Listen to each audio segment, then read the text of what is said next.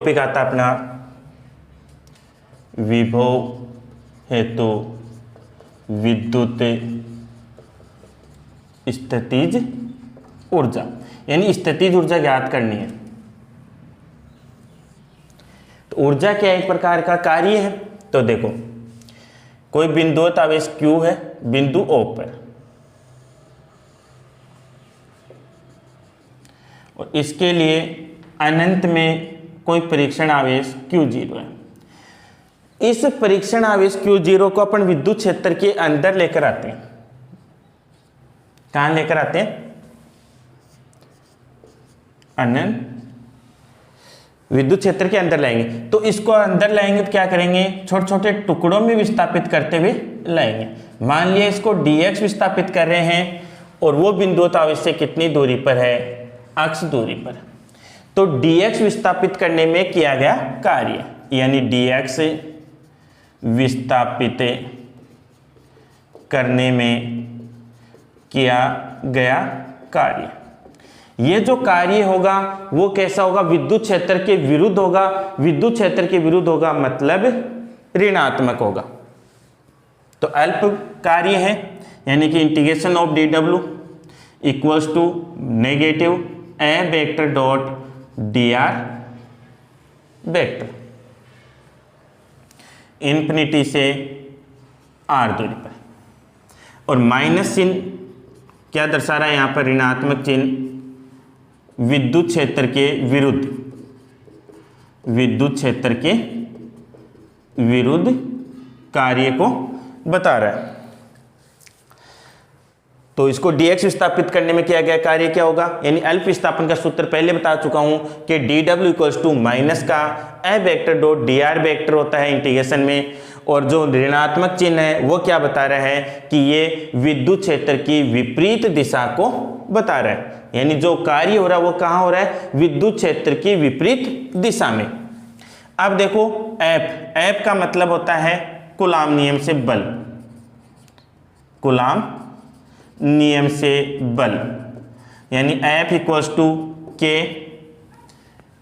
एक आवेश Q है, dx पर परीक्षण आवेश आ रहा है Q0 और बीच की दूरी कितनी है? अक्ष स्क्वायर। वैल्यू रखो, dw का समाकलन w होता है माइनस इंफिनिटी से r के Q0 अक्ष square dx।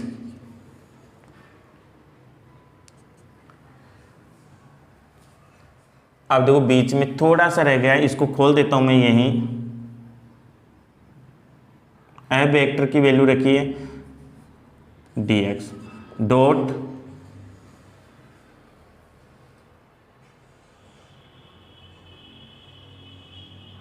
a vector dot dx vector. ठीक है। अब देखो जो माइनस के क्यू नोट बाहर आ गया, अंदर केवल क्या बच गया? इंफिनिटी से r, अक्ष स्क्वायर है, ऊपर जाएगा तो अक्ष की घात -2 dx। अब ये समाकलन क्या होता है? अक्ष की घात n dx का अक्ष की घात n प्लस 1 बटा n प्लस 1, ये होता है अपना समाकलन। तो देखो w इक्वल्स टू माइनस के Q0 अक्ष की घात -2 प्लस 1 अपॉन -2 प्लस 1। तो ये -1 है और ये माइनस है, कट गया। लिमिट अपनी इंफिनिटी टू r। तो k Q0 x की पावर -1 को लिख देंगे 1/x और इंफिनिटी से r। लिमिट रखेंगे तो k Q0 upper limit 1 upon r minus lower limit 1 upon infinity. 1 upon infinity क्या हो जाता है? 0 हो जाता है। तो क्या बन गया? w equals to k Q0 upon r। यह आ गया कार्य। और कार्य क्या होती है? कार्य क्या है? ऊर्जा। तो u बराबर क्या बन गया? k Q0 upon r। यह आ गई अपनी विद्युत स्थितिज ऊर्जा। तो विद्युत स्थितिज ऊर्जा के लिए क्या करते हैं कि एक बिंदुवत आवेश Q लेते हैं जो उससे स्मॉल r दूरी पर P है। अब यहां पर जो अनंत पर जो परीक्षण आवेश Q0 लिया है, इसको छोटे छोटे टुकड़े या अल्पांशों में अपन विस्थापित करते हुए विद्युत क्षेत्र के अंदर लाते हैं। तो इसे dx विस्थापित कर रहे हैं जो कि बिंदुवत आवेश से x दूरी पर है परीक्षण आवेश को। तो dx विस्थापित करने में किया गया कार्य, अल्प कार्य का सूत्र बताया था कि integration of dw equals to negative integration of f vector dot dx vector. तो हो जाएगा f क्या है, बल है, कौन सा, Q और Q0 यानी कूलाम बल है। नेगेटिव साइन यहाँ पर क्या शो कर रहा है कि जो नेगेटिव चिन्ह है यानी ऋणात्मक चिन्ह है वो विद्युत क्षेत्र के विपरीत दिशा को व्यक्त करता है, यानी कि इसके विपरीत कार्य करना पड़ता है। कूलाम बल से अपन F की वैल्यू Q0 बटा दूरी x स्क्वायर रख दी, Q0 कॉमन नियतांक है, बाहर आ जाएंगे और 1/x स्क्वायर को क्या लिखेंगे, x की पावर -2 x की पावर -2 dx। अब x की घात n dx का समाकलन होता है x की घात n+1 बटा n+1 रखेंगे। तो x की n की वैल्यू -2 तो -2 + 1 बटा -2 + 1, -2 + 1 कितना बच गया, -1 को माइनस से मल्टीप्लाई कर दिया तो कैंसिल। x की पावर -2 + 1 यानी x की पावर -1, x की पावर -1 को अपॉन में लिख देंगे तो 1/x और लिमिट कहाँ से कहाँ तक है, इन्फिनिटी से r। लिमिट रखते हैं तो अपना फॉर्मूला है upper limit minus lower limit. तो एक बार तो x की जगह स्मॉल r रखेंगे और एक बार x की जगह इन्फिनिटी रखेंगे। 1/∞ शून्य हो जाता है तो केवल 1/r मल्टीप्लाई हो जाएगा और ये कार्य विद्युत क्षेत्र के अंदर ऊर्जा में परिवर्तित हो जाता है, क्योंकि विद्युत क्षेत्र एक वो संरक्षित क्षेत्र होता है, इसलिए इसमें किया गया कार्य किस में चला जाता है, विद्युत स्थितिज ऊर्जा में चला जाता है। यानी उस स्थितिज ऊर्जा का अपने पास मान क्या आ गया, Q0/r। अब देखो यदि कंडीशन लगाते हैं केस फर्स्ट कि Q1 Q2 दोनों का जो प्रोडक्ट है मल्टीप्लाई है वो कितना आ रहा है, 0 से ज्यादा, नहीं 0 से कम, यानी Q1 और Q2 दोनों का मल्टीप्लाई 0 से कम आ रहा है। 0 से कम आ रहा है मतलब 0 से कम क्या होता है, ऋणात्मक होता है। ऋणात्मक मतलब नेगेटिव। तो U इक्वल्स टू माइनस का K Q1 Q2/r ये बन जाता है। यदि केस सेकंड लगाएं अपन ने कि Q1 Q2 ग्रेटर देन 0, क्या होता है, ग्रेटर देन 0, उस स्थिति में क्या होगा कि Q1 Q2 दोनों का मल्टीप्लाई कितना आ रहा है, 0 से ज्यादा यानी प्लस में आ रहा है। तो U क्या हो जाएगी, धनात्मक, K Q1 Q2/r ये क्या हो जाएगी, धनात्मक। अब देखो यदि केस थर्ड लगाएं अपन, केस थर्ड देखो U की वैल्यू क्या आई अपने पास, इससे देखो K Q1 Q2/r, ठीक है। अब ये सूत्र रखें अपन K Q1/r इक्वल्स टू क्या होता है, विभव होता है, और ये विभव क्या हो जाएगा, प्रथम आवेश है तो V1। तो यहां से क्या बन जाएगा, U equals to V1 Q2, क्या बन जाएगा, U equals to V1 Q2। अब V1 Q2 है मतलब यदि देखो इसको अपन क्या ले लेते हैं, Q2 इक्वल्स टू इलेक्ट्रॉन ले लेते हैं, क्या ले लेते हैं, इलेक्ट्रॉन ले लेते हैं, और इलेक्ट्रॉन ले लेते हैं। V1 की वैल्यू यदि अपन 1 वोल्ट लेते हैं, क्या लेते हैं, 1 वोल्ट, और ये 1 इलेक्ट्रॉन, तो क्या बन जाएगा अपने पास U इक्वल्स टू, ये तो 1 है और ये 1, तो 1 इलेक्ट्रॉन वोल्ट, ये क्या बन गई, 1 इलेक्ट्रॉन वोल्ट। 1 इलेक्ट्रॉन वोल्ट का मतलब 1.6 × 10⁻⁻19 इलेक्ट्रॉन इंटू वोल्ट क्या होता है, जूल। मतलब क्या हो गया, 1.6 × 10⁻⁻19 जूल। यानी कि इसका मतलब ये हो गया, यदि 1 इलेक्ट्रॉन को 1 वोल्ट से त्वरित किया जाए, मतलब 1 इलेक्ट्रॉन को 1 वोल्ट से त्वरित किया जाए तो उसकी ऊर्जा कितनी होती है, 1 इलेक्ट्रॉन वोल्ट। कितनी होती है, 1 इलेक्ट्रॉन वोल्ट। या फिर ऐसे बोल सकते हैं कि 1.6 × 10⁻⁻19 जूल वर्ग होता है। कब, जब 1 इलेक्ट्रॉन को 1 वोल्ट से त्वरित किया जाए उस स्थिति में ऊर्जा है वो कितनी होती है, 1 इलेक्ट्रॉन वोल्ट या फिर 1.6 × 10⁻⁻19 जूल।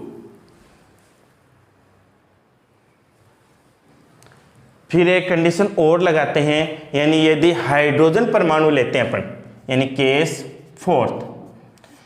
फोर्थ में H एटम है तो हाइड्रोजन परमाणु के लिए, तो ये देखो ये अपना न्यूट्रॉन प्रोटॉन न्यूक्लियन होता है और इसके बाहर कक्षाओं में इलेक्ट्रॉन चक्कर लगाते रहते हैं। क्या करते रहते हैं, इलेक्ट्रॉन चक्कर लगाते रहते हैं। तो U इक्वल्स टू के, Q1 कितना है E और E अपॉन दूरी R, तो U बराबर क्या बन गया -KE²/R। ये किसकी ऊर्जा आ गई, हाइड्रोजन परमाणु की। किसकी आ गई, हाइड्रोजन परमाणु की, क्योंकि ये प्रोटॉन है और ये इलेक्ट्रॉन है, दोनों के बीच लगा दिया अपन ने, तो KE²/R माइनस का आ गया। अब देखो नेक्स्ट टॉपिक लेते हैं, चालकों की विशेषताएं। क्या ले रहे हैं, चालकों की विशेषताएं, यानी चालकों में क्या क्या विशेषताएं पाई जाती हैं। अब चालकों में विशेषताएं क्या क्या होती हैं। पहली विशेषता होती है कि जब अपन चालकों को आवेश देते हैं तो वो आवेश कहाँ चला जाता है, संपूर्ण सतह पर। तो चालकों की प्रथम विशेषता क्या हो जाएगी कि चालकों को आवेश देते हैं तो आवेश वो इनकी सतह पर समान रूप से वितरित हो जाती है। दूसरी कि चालकों के अंदर विद्युत क्षेत्र का मान है वो कितना होता है, 0। क्यों, क्योंकि चालकों में से बल रेखाएं नहीं गुजरती, मतलब वहां पर आवेश का मान कितना है, 0। और जब आवेश का मान 0 है तो विद्युत क्षेत्र की तीव्रता का सूत्र होता है E = KQ/R²। जब Q ही 0 है तो E क्या हो जाएगी, 0। यानी कि दूसरी विशेषता क्या बन जाएगी चालकों की, कि चालकों के अंदर विद्युत क्षेत्र की तीव्रता का मान 0 होता है। जब ये बल रेखाएं चालकों में से नहीं गुजरती तो कहां से गुजरती हैं, चालक पृष्ठ से लंबवत निकलती हैं।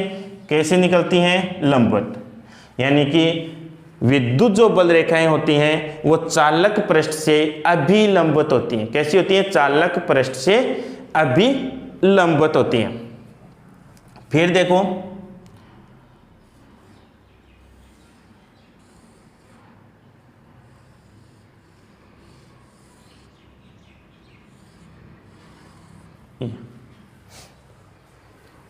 इस प्रकार का कोई डायग्राम है, यानी अपने को लगभग तो ये दिख रहा है कैसा, वर्ताकार। लगभग कैसा दिख रहा है, वर्ताकार। लेकिन वर्ताकार नहीं है, इसमें कुछ नुकीले सिरे भी दिखाई दे रहे हैं, कुछ वर्ताकार बाहर की तरफ निकले हुए दिखाई दे रहे हैं। तो जो बाहर की तरफ निकले हुए दिखाई दे रहे हैं इनको बोलते हैं असमान त्रिज्या या वक्रता वाले सिरे। कौन से, असमान त्रिज्या या वक्रता वाले सिरे, और इनको बोलते हैं नुकीले सिरे। तो चालकों के लिए जब ये जो सिरे बन जाते हैं इन पर क्षेत्र की तीव्रता E और पृष्ठ आवेश घनत्व सिग्मा, इनकी जो वैल्यू है वो क्या होती है, मैक्सिमम होती है, अधिकतम होती है। कि जो असमान वक्रता त्रिज्या वाले या नुकीले जो सिरे होते हैं चालकों के, वहां पर क्षेत्र की तीव्रता और पृष्ठ आवेश घनत्व का मान क्या होता है, अधिकतम। लेकिन विभव का मान समान रहता है। विभव का मान क्या रहता है, समान। तो एक विशेषता क्या हो जाएगी कि जो असमान त्रिज्या या नुकीले जो सिरे होते हैं उन सिरों पर या असमान त्रिज्या वक्रता वाले सिरों पर पृष्ठ आवेश घनत्व सिग्मा और विद्युत क्षेत्र की तीव्रता का मान अधिकतम होता है, बाकी बिंदुओं पर समान। और विभव का मान प्रत्येक बिंदु पर, चाहे वो सिरा कैसा भी हो, वो समान रहता है। फिर एक टॉपिक और है अपना, स्थिर विद्युत परिरक्षण प्रभाव। स्थिर विद्युत परिरक्षण प्रभाव। तो देखो चालकों के अंदर क्या होती है, क्षेत्र की तीव्रता का मान 0 होता है। और जब किसी वस्तु को विद्युत क्षेत्र से ही बचाना होता है, क्या करना होता है, वस्तु को विद्युत क्षेत्र के अंदर रखते हैं और उसको रखते हैं तो विद्युत क्षेत्र से ही बचाना होता है। तो उस स्थिति में इसको कहाँ रखते हैं, विद्युत क्षेत्र के अंदर ही रखना है, लेकिन विद्युत क्षेत्र से बचा कर रखना है। तो विद्युत क्षेत्र से बचा कर रखते हैं तो इनको कोटर में रख दिया जाता है। कहाँ रखते हैं, कोटर में। और ये जो कोटर होते हैं इनको क्या बोलते हैं, फैराडे के पिंजरे। फैराडे पिंजरे क्या बोलते हैं, फैराडे के पिंजरे। और ये जो प्रभाव है वो क्या कहलाता है, स्थिर विद्युत परिरक्षण प्रभाव। मतलब कि चालकों के अंदर क्षेत्र की तीव्रता का मान शून्य होता है और चालकों के अंदर यदि किसी वस्तु को विद्युत क्षेत्र में विद्युत क्षेत्र से बचाना है, का विद्युत क्षेत्र में विद्युत क्षेत्र से बचाना है, तो इनको कोटर में रख देते हैं। इन कोटरों को क्या कहते हैं, फैराडे के पिंजरे। और ये प्रभाव क्या कहलाता है, स्थिर विद्युत परिरक्षण प्रभाव।